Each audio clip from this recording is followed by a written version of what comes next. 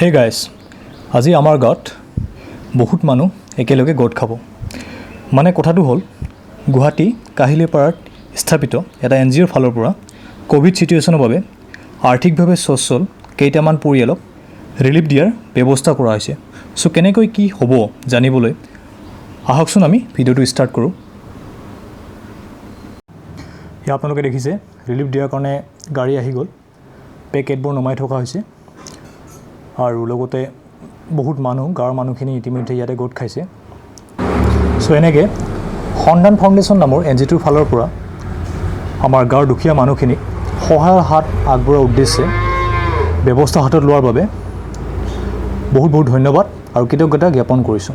এতিয়া আহকচোন সন্ধান ফাউণ্ডেশ্যনৰ চেয়াৰপাৰ্চন প্ৰেছিডেণ্ট হয় দাদাজনৰ পৰা কেনেকৈ কি আয়োজন কৰা হৈছে আমি জানো। চ' দাদা, আপোনালোকে যে ৰিলিফটো দিয়াৰ কাৰণে আমাৰ গাঁৱত আহিছে, এইটো ক'ৰ পৰা দিব, কেনেকুৱা তাৰমানে? এইটো আমাৰ সন্ধান ফাউণ্ডেশ্যন আমাৰ NGOটো হয়। তো আমি বেলেগ বেলেগ অৰ্গেনাইজেশ্যনত কলাবৰেশ্যন কৰিছোঁ। তো এইবাৰ আমাক কলাবৰেশ্যনত সহায় কৰিছে উমিদ ফাউণ্ডেশ্যন আৰু ক্ৰিপ্ট' ৰিলিফ ফৰ ইণ্ডিয়া। তো আৰু আমাৰ নিজৰ কিছুমান ডনৰ আছে, চব মিলি পেলাই আমি এনেকৈ 1500টা পৰিয়ালক দিয়াৰ ব্যৱস্থা কৰিছোঁ এইবাৰ। এইটো তাৰমানে আমাৰ এইখিনি এলেকাতে হ'ব নে? গোটেই বঙাইগাঁও আৰু কিছুমান চিৰাঙতো যাব, কিছুমান গোৱালপাৰাতো যাব, য'ত বেছিকৈ মানুহৰ অসুবিধা হৈছে তেনেকুৱা ঠাইত যাব।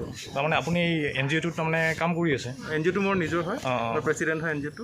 গুৱাহাটী কাহিলীপাৰাত আমাৰ অফিচ আছে। ধন্যবাদ, থেংক ইউ।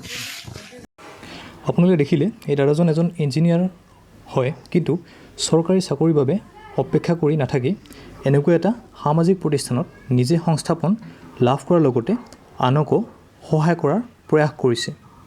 চ' গাইজ, আপোনালোকক এই সৰু ভিডিঅ'টোৰ জৰিয়তে NGOবোৰে কেনেকৈ বৰ্তমান আৰ্থিকভাৱে পিছপৰা মানুহবোৰক সহায় কৰে তাকে দেখুৱাবলৈ যত্ন কৰিলোঁ। ধন্যবাদ।